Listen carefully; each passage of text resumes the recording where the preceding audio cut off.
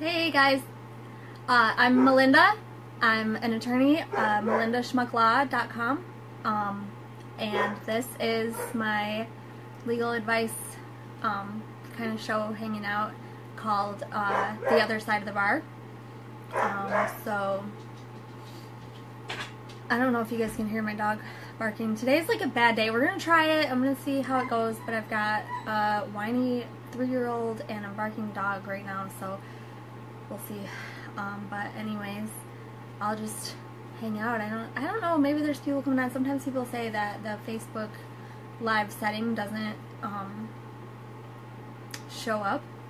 So if you come on here and you're watching, can you like hit the like button or the heart button, because then that'll send out a notification to other people that they can watch it, and it'll also let me know that you're here, because right now it doesn't look like there's anyone here.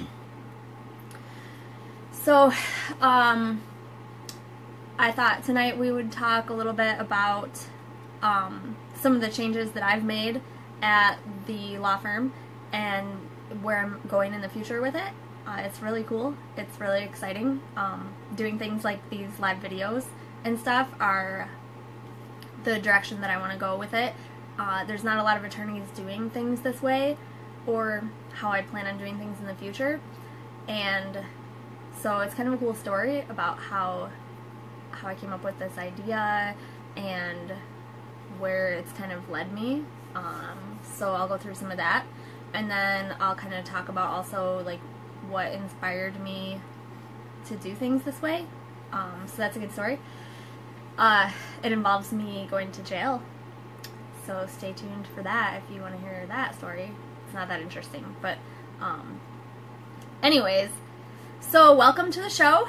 It's The Other Side of the Bar. I am talking to you guys as more of a normal person, you know, than the attorneys who I kind of view that are different than me. Hey Tamsin, I'm so excited that you're watching. Like, give me mad feedback in the private messenger. So basically, like I was saying, on the other side of the bar, I view that there's these attorneys that are, you know, wearing suits and having mahogany boardroom tables and all of those things. And then there's attorneys like me who really want to just be a real person and be available and be affordable and be authentic, you know, like just being honest with people and helping people where they are, finding people like in the place that they are. Like I was saying, I'm going to tell the story about what made me want to even become an attorney. When I was 20, I actually was arrested for drunk driving. And I had a friend, and my friend gave me some advice, and I followed that advice to a T. My friend said that, you know, very specific things that I should do because I didn't have enough money to hire an attorney. So I did those things, and my friend kind of coached me through it, and she told me, you know, what it's going to be like when I stand in front of the judge and the things I should say. She even told me like what I should wear and everything. And when I went in front of the judge, he looked at this file. I gave him a file and everything. I was 20 years old. I was in tears. And he said, wow, I don't know whether to sentence you or hire you. It worked. It worked. And so from that experience, I realized that there's a lot of people out there that could benefit from an attorney who's willing to just sit down and talk to them, and isn't gonna make them, you know, cost them a month's worth of a mortgage payment or something. Like, the average person doesn't make that much money, and I don't come from a background of a lot of money, and so it's really uncomfortable for me to say, hey, yeah, that was an hour of my time, it'll be $250, please. And at first I had a hard time with that, but then I realized, like, how much work goes into it, and that the work I was doing was definitely worth that much money, and the stress that I experienced. Like, I'm waking up in the middle of the night with these other people's problems on my mind. And so I was like, having someone who knows the rule book. So I was like, I don't want this stress. Like, I am a huge commitment-phobic. I do not like to make commitments to people. So that was one of the major things, was like representing people. It's a long-term relationship. It's amazing that I'm married, honestly. I don't know how my husband roped me in, but yeah, so I was like, how can I limit this and also help people and also make it affordable for people? And so I kind of broke it down, and I was like, well, if I'm not waking up in the middle of the night, like, even though I still care, it's not like, if a document doesn't get filed, like, I told you how to file it, I told you how to fill it out, I told you what to do with it. If it didn't get filed on time, that's on you. It's not on me. So, like, there's value in that. So if I take that out, and then if I work from home, I don't have to have an office. And that was one of the things when I first started this vision, when I got my law license. I feel like I'm kind of rambling, but it's all going to tie in together, I promise. I got my law license, in 2014, and I was 7 months pregnant, and I knew that I wanted to work from home. Like I said, I'm a huge commitment phobic. I don't like having jobs. It's just a thing. Like, I'm just not an employee. When I filled out my bar exam paperwork, we had to list every job that we've ever had, and I had, I believe, 48. I was 30. I was 30 years old. I had 48 jobs. So I knew I wasn't an employee. I'm not cut out for the job world. I was a great bartender. I loved, because of the flexible schedule, you know, you work at night after everybody, like, lots of people are in bed, you're hanging out with people all night long. Like, I could do that, but I cannot work a 9 to 5. I'm just not. And so people were like, well, how are you going to do that? How are you going to be a lawyer and work from your home? Where would you meet with clients? Like, you got to have an office. And where's your paralegal going to sit? You got to have somebody answering your phones. And you can't have a P.O. box. People aren't going to trust you. Like, they want to see a legit address. You know, they want to have a waiting room and a mahogany boardroom table. And I listened to them, actually. Like, for the first 2-3 years of my law practice, I went out and I found an office to rent, and the people were wonderful. Like, I loved that aspect of it, but I ended up with a law practice that wasn't mine. And it wasn't anywhere close to the practice that I wanted to have. And I wasn't helping the people I wanted to help. The clients weren't mine. The clients were from the other attorneys in the firm. Like, it wasn't me. So I kind of went on this weird sabbatical, and I, like, yeah, exactly, Jameson. You can be even more legit. Like, I don't know. I'm just not doing that. And so then they were like, well, you can't, like, do Facebook live videos and give legal advice. Like, you're gonna get sued. Maybe. But there's attorneys out there doing radio shows all the time. Like, there's tons of radio shows. And then they were like, well, if you're gonna do a Facebook video, you gotta have the right equipment, you gotta have microphones, you gotta have, all this crazy, you gotta have lighting. Like, my Christmas lights are pretty sweet. So, finally, I was like, you know what, I'm gonna just dive in with it. I'm gonna move forward. So what I created is a legal strategy coaching system. You go on my website, you click Book Me. Once you click that, it gives you a calendar that you can log on my time. You can see my calendar availability. You can pick a time that works for you. It then kicks you over to a payment system, so you can make the payment. It's $79 right now for a 30-minute consultation session, and then I spend time afterwards putting together kind of a checklist or a package of documents, or researching some of the statutes for you or the case law or something, and I'll send that, you know, in a nice little package with your instructions and stuff to help you get through what you're trying to do. So I'm not your attorney. Part of my system also, when you make the payment with the receipt, it sends you the retainer agreement, and you just click and sign that. So when I do my conflict check, if there is a conflict, I'll just refund your money, and it won't, nothing will ever happen. So that's what I'm doing. It's kind of like those online doctors where you can, like, now you can, like, click, it's like $40 or something, and you can, like, go on. It's only 40 minus 79, I know, but I'm a lawyer, not a doctor. So you can go on there, and then they give you medical advice. So they can actually, like, diagnose you with strep throat via the internet. So why on earth can't I help you fill out your LLC paperwork, or help you interpret a letter that you found, that you got in the mail, or walk you through a bad client deal? Like, say that you have a client that's super angry about your services and they aren't happy with what you did.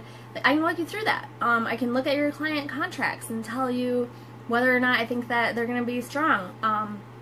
I can help you with ideas on how to talk to the client and different ways to approach the situation.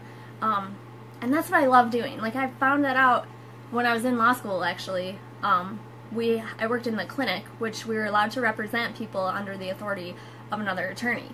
And this couple came in, and they had this issue that it was too late. There was nothing that we could do. Basically, the only thing we could do is sit down with them and kind of coach them through what to say. You know, this is what it's going to be like. When you walk in the door, the judge will say this. You want to stand on this side of the table. You want to make sure that you've got all of this paperwork. You're going to need to file this document. Like, all this stuff.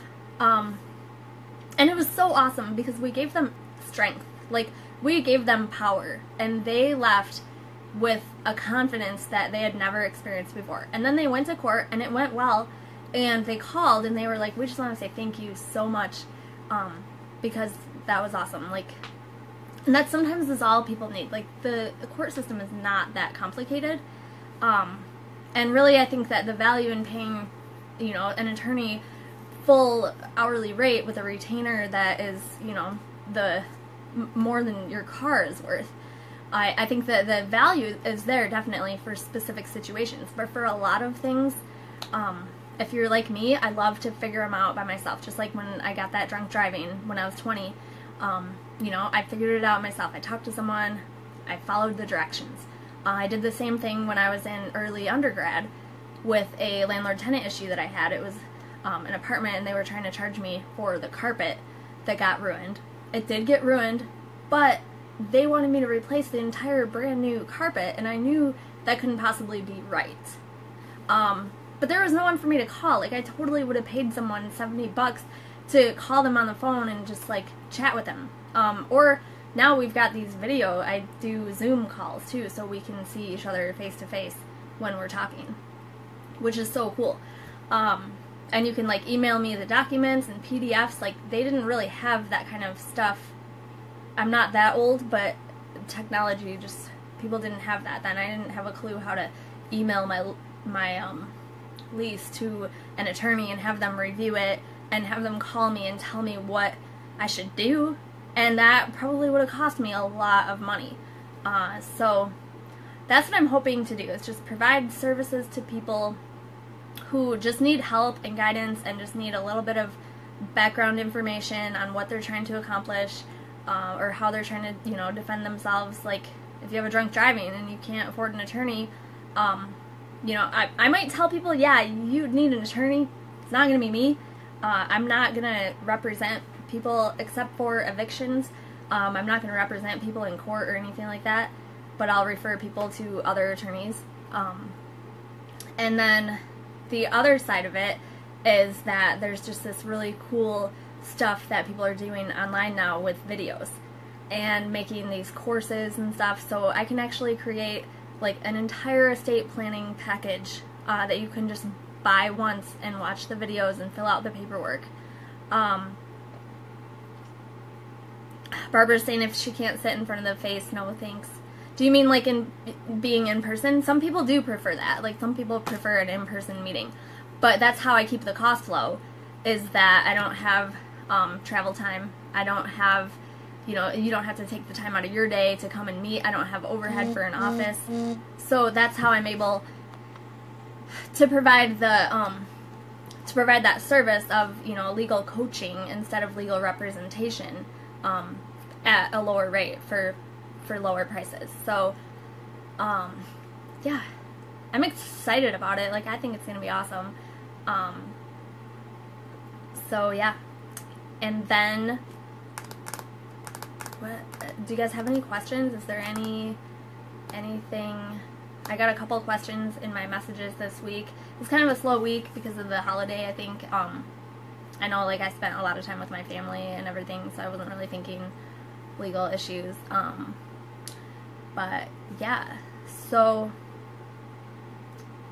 Barbara kind of threw me off. Like, oh, I don't want it, no thanks. Like, I'm sorry. If you ever need an attorney, like, I can definitely point you in the direction of someone who will meet with clients face to face. But it's just, for me to provide this service to everybody that I think that it can benefit, I can't meet people face to face because it just takes up way too much time in my day, and it requires me to have to do things with, you know, having a receptionist and not having this online booking appointment that I have, and all of it all down the line. So it's cool. Like, it really is. Like, if you get a letter, a lot of people get letters in the mail, and like a threat for a lawsuit, like anything like that. I've had someone ask me, one of the questions this week is that they sold their house, and when they left a few things in the house. It wasn't much. It was like a bike and like a few like of those like ceiling tile things, just some, like, nothing valuable really, like nothing that can't just be tossed out, essentially. And so they sold their house and they left these things behind. Well, then the person who bought the house called them and said, Teresa, I'll get to that in a second. So the person who lived in the house, the person who bought the house called the seller and said, hey, your stuff has been here. It's been 14 days, and our purchase agreement clearly says that if you aren't moved out of your house within 14 days, that you'll then be charged $200 a day. And since you didn't take all your stuff, we don't think you're moved out yet, and so we're going to be wanting, you know, we're going to collect that money from you. And so the people were like, whoa, can they do that? And instead of having to hire an attorney, instead of having to do all the research themselves, like, they were able to just contact me and be like, hey, can you look at this purchase agreement? Can you tell me what it is? And I know the law, and I know that they are technically moved out. The other people already live there. So, of course, they can't say that they aren't getting use of the home. They might be able to charge them to get rid of the things, to throw away the bike, but that's not going to be very much money.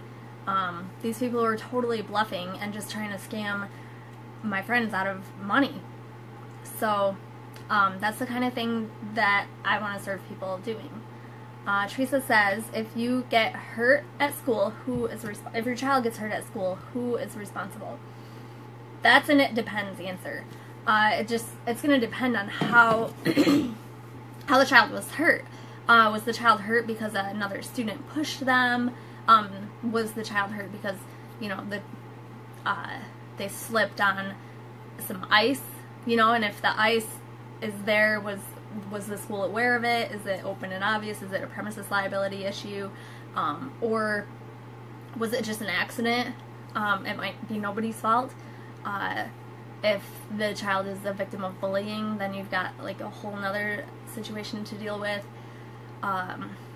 It just depends, like, totally on the whole circumstance. I would say probably 8 times out of 10 if your child gets hurt at school, it's probably your child's fault. Just because kids are rough and rambunctious. It could be if another child, like, pushed them. And even then, it's like, what was the context of the pushing? Were they playing soccer? Were they just walking down the hall and, like, someone tripped them, bullying them or something like that?